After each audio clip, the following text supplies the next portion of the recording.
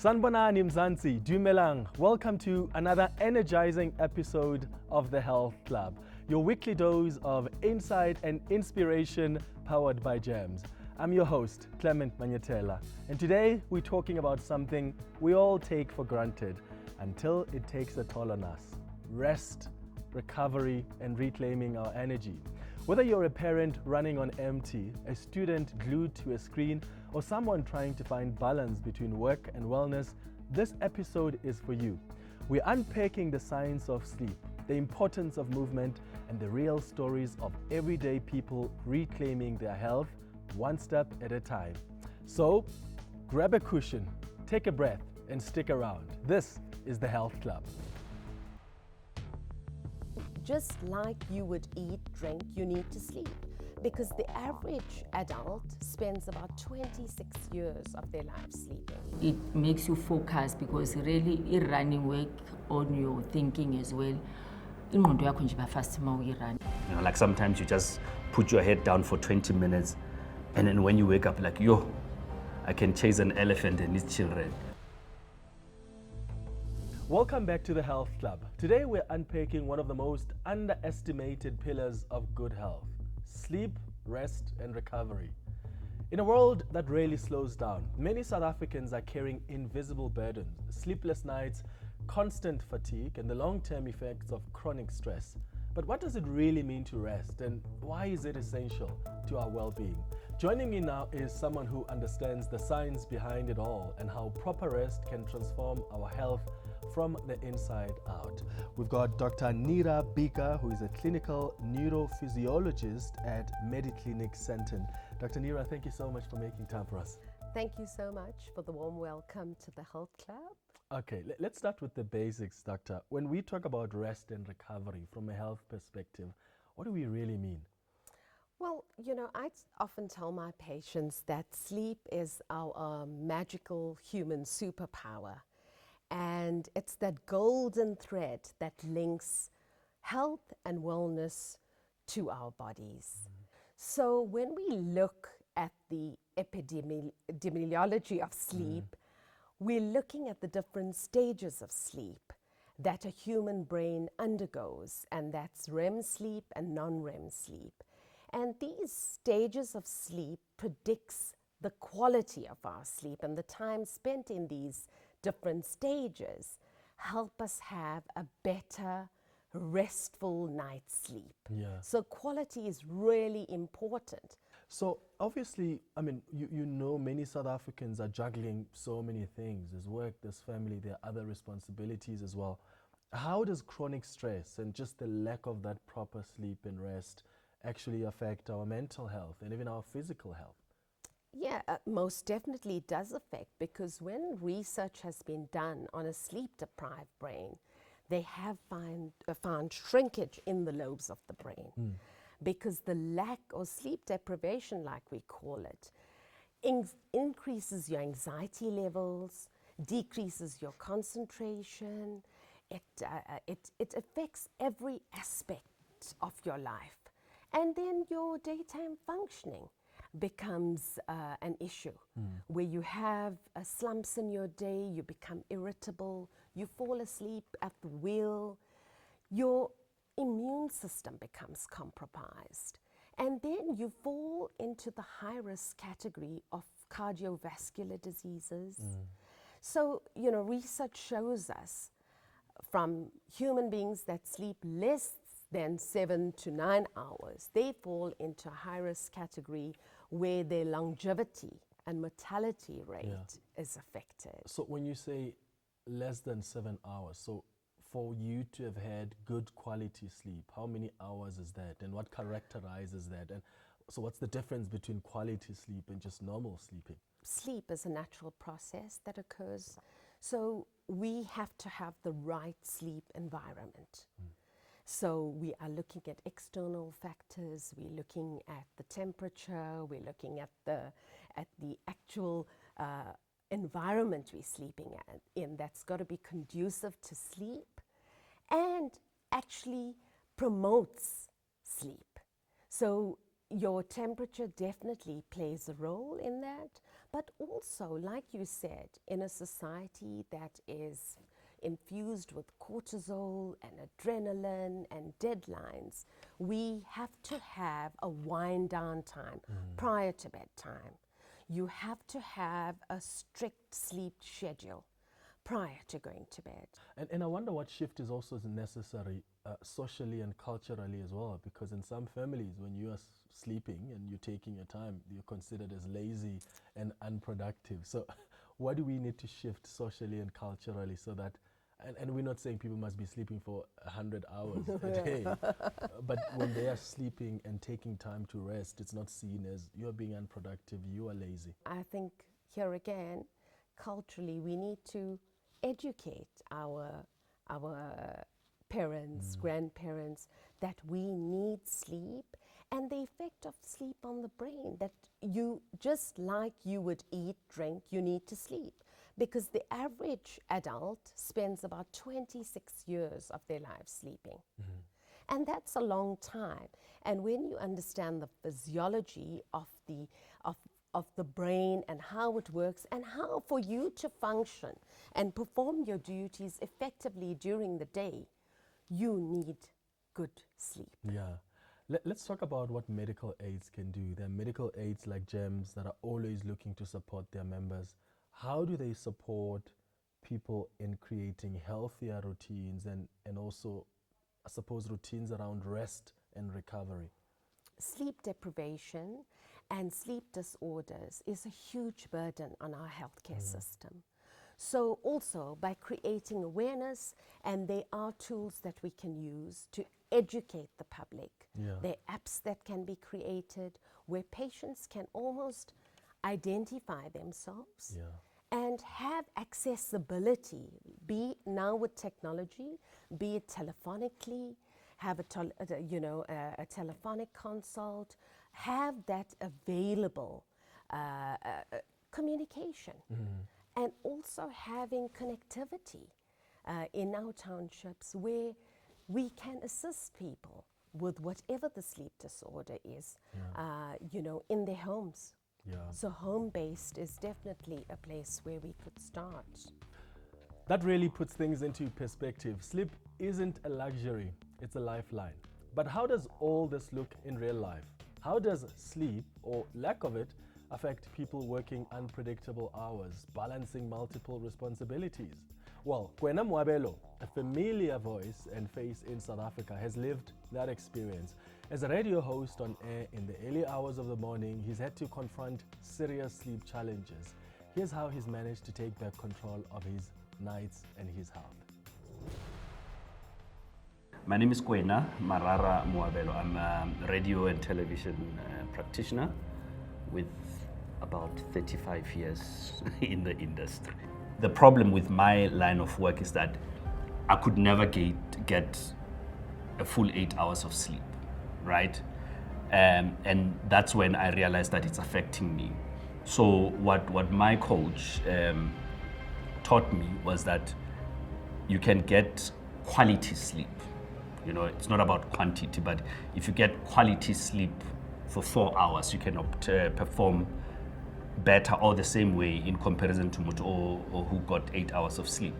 You know, like normally when you sleep, power nap. You know, like sometimes you just put your head down for 20 minutes, and then when you wake up, like, yo, I can chase an elephant and its children.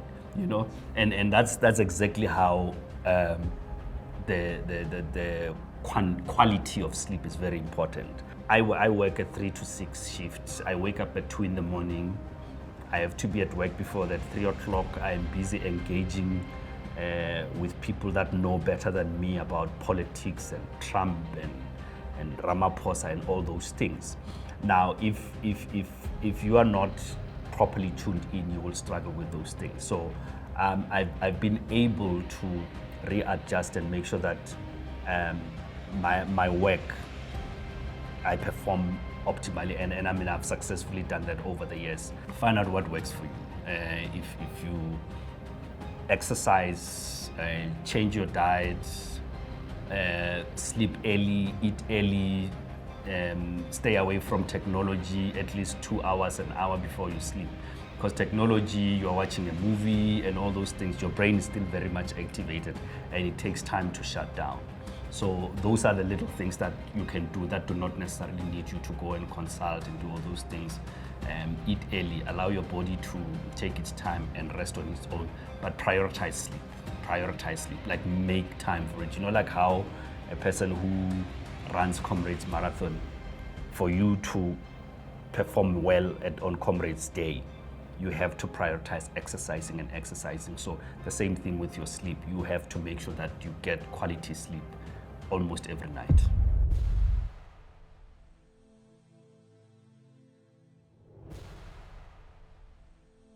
We still have Dr. Baker in studio with us. Dr. Baker, there are common misunderstandings that people have about sleep therapy and even the treatment for sleep disorders. How do we change that? And what are some of those misconceptions?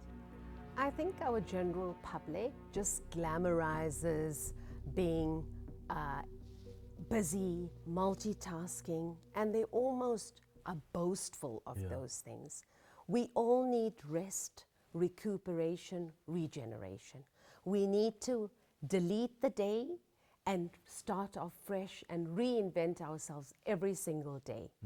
And by adapting a sleep schedule, by synchronizing with our circadian rhythms, our biological clocks, we can start the process of self-discovery and self-help. And then we are there to help and treat our patients. Treatment is available. We have healthcare professionals that are contracted to our medical aid tariffs that are happy to assist you. You need to reach out, take your sleep intelligence and health in your hands, and don't sleep on it. Love that. Dr. Baker, thank you so much for joining us. Thank you so much for having me. Thank you so much for your time and insights. Now, sleep is truly one of the most underrated pillars of good health. But of course, it's only one part of the picture. Up next, we're joined by Mapule Ndlovu, a fitness coach and trainer who's been helping South Africans take charge of their health through movement and motivation. Her energy is contagious and her message is clear. Your body can do more than you think. Stay with us. You don't want to miss what she has to say. Okay, my name is Nompumelelo. People call me Mpumi Lutuli. I'm 52 years old. I'm running for Soweto Kabal, which is based in Soweto, but I'm based in Glenmarie. I'm a mother of 5. I think my journey started in the 80s. I think it was 1981, 82, because I remember I was in standard 2 by then. I don't know what grade is it now. I used to run at a community, a primary school in Soweto. And I remember by then we had only 3 clubs in Soweto. It was Puna Athletics Club, Soweto Hearts, and Quite Cool. Those were the 3. I was excited to be a master in qualifying for a national SAs. And also it shows that age is just a number. You can still do more. Being old, you just don't have to give up. And that also proved a point to me to say I can still do more. And I think I'll run until I'm becoming a grandmaster, I think, or great master. If it allows me, if I'm still alive, I'll keep on running. I train every day, maybe 4 times or 5 times a week. I train in the morning. When I'm not working, I train in the evening, because then I do speed in the evening, and then I do long run. On weekends, I do a long run. Saturday, I'll do 21. Sundays, I'll do 21 or 32. It depends on the training program. But I think to keep healthy, it's also eat healthy, but I eat a lot, because running needs you to eat. And people will ask, why are you eating a lot? Because then you need to replace all the proteins and everything that you've lost during your running. But also it makes you focus, because really running work on your thinking as well. Ingqondo yakho nje fast uma uyirana, and ucabanga fast, and nasemsebenzini your workload outside of work nje i-workload yakho you can easily manage it, because you are active as well as a person. And as a woman, there's lots of things about menopause and everything. Maybe I've dodged them, I don't know, because maybe I've reached them, I didn't even see them happening because of my activities and everything. So you miss a lot of things, and you miss going to the doctors every now and then to say nyakula and all of that. So it helps in different ways.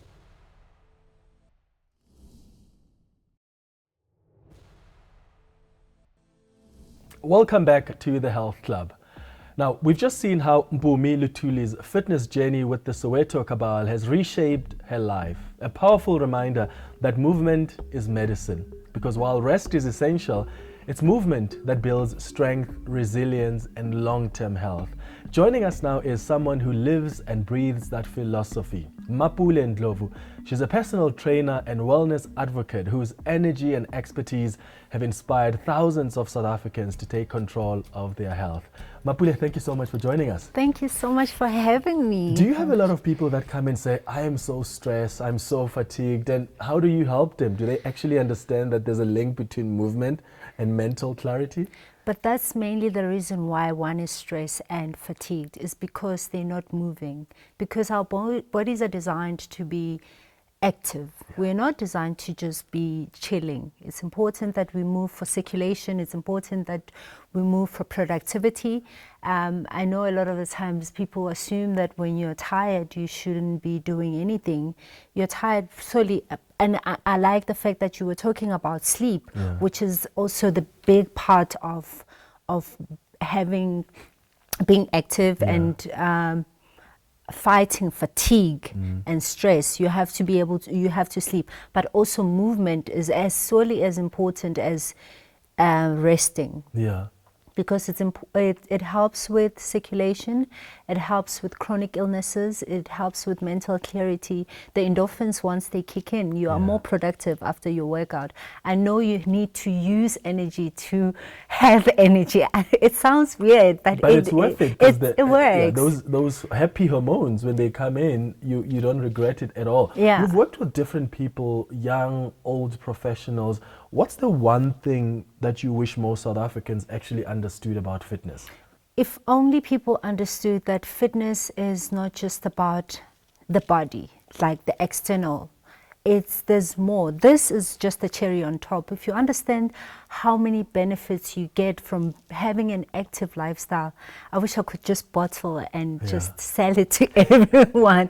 All the benefits, like I mentioned before, we're dealing with chronic illnesses, we're dealing with depression, we're dealing with anxiety, we're dealing with obesity is one of them, you know. So once you start being active, you realize that the body is the last part. You start sleeping better, you start feeling better, you start being more productive, you start thinking better.